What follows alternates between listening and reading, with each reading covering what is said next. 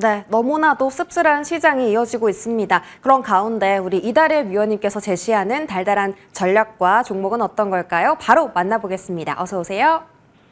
네, 안녕하세요. 네, 위원님 반갑습니다. 오늘 시장 많이 어렵습니다. 달달한 포인트 바로 챙겨보시죠. 오후장 달달한 포인트, 이유 없이 과한 급락. 이제 제조업이 얼어붙은 건 알겠는데 사실 미국이 제조업의 큰 부분을 차지하는 건 아니라서 왜 이렇게까지 시장이 떨어질까 의아해하시는 분들이 많을 것 같습니다. 그럼에도 불구하고 이번 주 오늘 서비스업 지표도 발표되고요. 고용 지표 발표까지 앞두고 있기 때문에 계속해서 매크로 역풍을 맞을 수밖에 없는 상황입니다. 이번 주 장 대응 어떻게 할지 위원님의 의견 청해 듣겠습니다. 네, 전일 뉴욕 증시부터 좀 체크를 해보도록 하겠습니다. 전일 뉴욕 증시는 특별한 이유도 없이 급락 마감을 했죠. 전일 발표된 미국 공급관리협회 ISM의 제조업 구매 관리자 지수는요, 47.2로 나타나면서 시장 컨센서스를 하회하는 것으로 집계가 되었습니다. 세부 내용은 더 최악이었는데요. 신규 수주는 작년 5월 이후 최저치로 주저앉았고요. 생산 또한 악화되었습니다. 컨센서스를 하회하기는 했지만 전달 대비 수치가 소폭 상승한 것은 재고가 큰 폭으로 증가한 탓으로 전혀 의도치 않은 재고 증가는 결국에는 수요 감소를 의미하는 것이죠. 그러나 증시 급락이 ISM 제조업 PMI 때문이라고 보기에는 다소 무리가 있어 보입니다. 개장 전부터 채권 금리가 별 이유 없이 급락을 하면서 뉴욕 3대 지수는 하락세로 출발을 했고요. 또 ISM과 S&P 글로벌의 제조업 PMI, 7월 건설 지출이 모두 시장 컨센서스를 하회를 하면서 하락이 가속화되기 시작을 했습니다. 특히 엔비디아와 같은 기술주들이 급락을 주도를 했고요. 나스닥은 3%가 넘게 하락 마감을 했습니다. 필라델피아 반도체 지수는 7%가 넘게 급락을 하면서 마감하는 모습이 나타났죠. 전일 뉴욕 증시 급락으로 개파락 시작한 국내 증시는 시가총액 상위 종목들이 반등에 성공을 하면서 다행히도 하방 경직성을 나타내고 있습니다. 코스피에서는 기관과 외국인의 양매도가 출회가 되고 있고요. 또 코스닥에서는 기관이 매도 위로 돌아선 가운데 반도체 투톱과 포스코 그룹주들을 앞세운 2차 전지 섹터가 반등에 성공하면서 지수를 지켜내주고 있는 모습입니다. 하지만 코스닥에서는 특별한 주도 섹터가 등장하지 못하고 있고요. 시장이 2,500여 종목 가운데 상승 종목이 지금 현재 184개 종목밖에 되지 않을 정도로 개인 투자자들이 체감하시는 지수는 숫자로 보이는 것보다 훨씬 좋지 못할 것으로 보여집니다.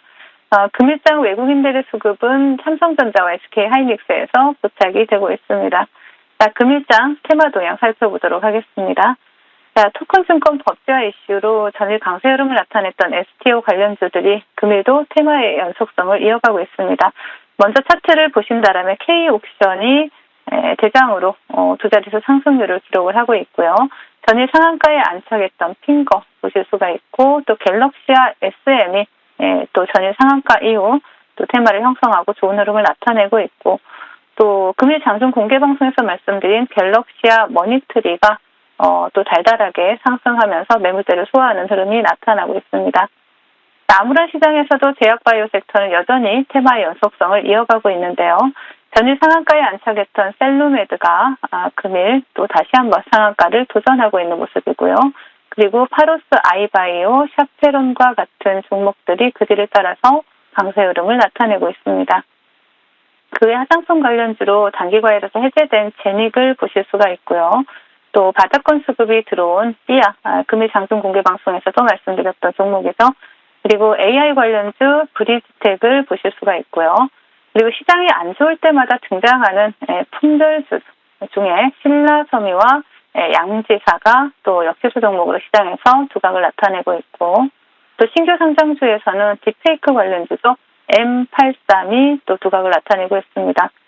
그리고 공간인지 보안 플랫폼 업체로 과거 스마트시티와 북한 오물풍선 이슈를 받았던 종목이죠. 카티스가 강세 흐름 나타내고 있고 또 장중 공개 방송에서 또 시초가 매수로 진입했던 아이비전 옥스가 또 금일 또 달달한 상승을 안겨드렸습니다. 2,500여 종목 가운데 100여 종목이 상승하는 시장에서 당일 상승으로 또 달달한 상승을 챙겨갈 수 있어서 더욱 달달한 시장이 될 수 있었다라고 보여지는데요. 일단 시장 대응 전략 드리도록 하겠습니다. 전일 유용 증시가 계절적으로 약한 9월의 첫 거래를 아주 화려하게 장식을 했습니다. 전일 그 뉴욕 증시 하락에 대해서 휴가를 마친 트레이더들이 차익 실현에 나섰다. 뭐 혹은 경제 지표들이 안 좋았다. 뭐 혹은 중국의 경기 둔화와 일본의 기준금리 인상에 대한 우려가 나타났다. 뭐 등등 굉장히 다양한 해석들을 내놓고 있지만 어떤 이유도 뉴욕 증시의 과도한 하락의 명확한 이유가 될 수는 없을 것 같습니다.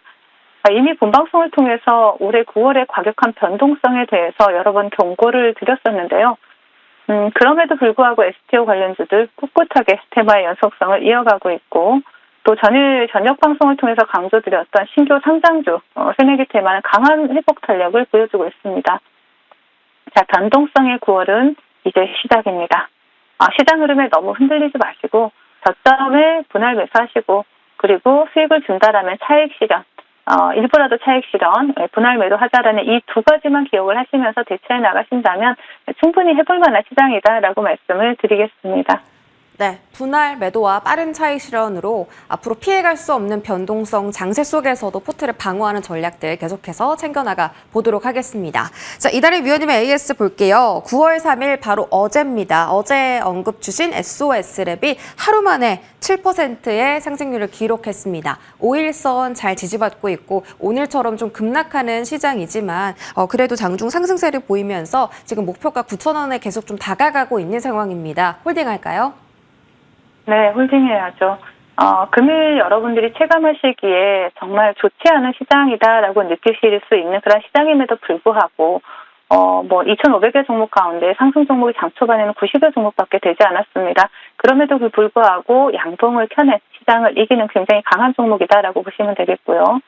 또 국내 유일의 자율주행 핵심 부품사입니다. 동사 같은 경우에는 핵심 기술인 고정형 라이다가 글로벌 시장에서 유일하게 양산한다는 이슈가 또 시장에서 부각이 되고 있고 일단 차트를 보신다라면은요. 동종목 같은 경우에 상장 이후에 지속적인 하락을 이어오다가 수급이 유입이 되었습니다. 그렇다면 하방보다는 상방의 가능성이 크겠죠. 그렇기 때문에 9,000원 목표가까지 그대로 홀딩하시면서 수익 챙겨가시자라는 전략 제시해드리겠습니다. 네, 좋습니다. 또 다른 종목은 그리드 위주 볼 텐데요. 8월 28일 지난주에 언급 주신 종목입니다. 이 종목도 지금 시장의 급락세와는 반대로 너무나 단기 이평선 지지를 잘 받고 있고요. 위원님께서 제시해 주신 지지라인 28,000원까지도 여전히 고가권 안에서 흐름을 만들어가고 있습니다. 목표 가격이 37,000원인데요. 이 종목도 홀딩해도 되는 종목일까요? 네, 맞습니다. 지수가 조정이 나옴에도 불구하고 굉장히 견조한 흐름을 나타내고 있다라는 것은 그만큼 강한 종목이다라고 말씀을 드렸죠. 동사는 그 배터리 열폭주 관련해서 PLC 모뎀 업체다라고 보실 수가 있는데 국내 1위 그 전기차 과충전 방지 PLC 모뎀 업체로 보실 수가 있습니다. PLC 모뎀 같은 경우에는 그 차량 배터리 충전 정보를 받아서 충전량이 95%가 되면 충전기를 자동으로 제어하면서 과충전을 방지하게끔 되죠. 정부에서도 앞으로는 PLC 모뎀이 있는 충전기에 대해서만 그 예산을 편성하겠다라고 밝힌 만큼 동사가 계속해서 주목받을 가능성이 높습니다. 전기차 화재에 대한 근본적인 해결책이 제시되지 않는 한 계속해서 주목받을 수 있기 때문에 목표가 37,000원까지 그대로 홀딩하시자는 전략 제시해드리겠습니다. 네, 37,000원까지의 추가적인 시세도 기대해 보도록 하겠습니다. 이렇게 위원님 언급 주신 종목들 역시나 좀 강한 테마 안에 속해 있던 종목인지라 지수와는 반대로 견고한 지지를 받고 있습니다. 오늘도 그런 종목일지 궁금한데요. 어떤 종목 들고 오셨어요? 네, 오늘은 뱅크웨어 글로벌을 준비를 해봤습니다. 최근에 STO 관련주들 굉장히 강하죠. 글로벌 금융 전문 소프트웨어 업체이고요. 국내 유일 코어 뱅킹 시스템 소프트웨어 기업이다라고 보실 수가 있고 그리고 360조 규모의 토큰 증권 개정안이 그 내주 재발이 된다라는 이러한 모멘텀이 지속이 되면서 동사 같은 경우에 그 중심에 있는 종목이다라고 볼 수가 있겠고요. 자, 동종목 같은 경우에는 그 자체 개발한 증권형 토큰의 수익 배분 시스템이나 뭐 방법에 대한 특허를 등록한 바가 있기 때문에 관련주로 부각이 되고 있고요.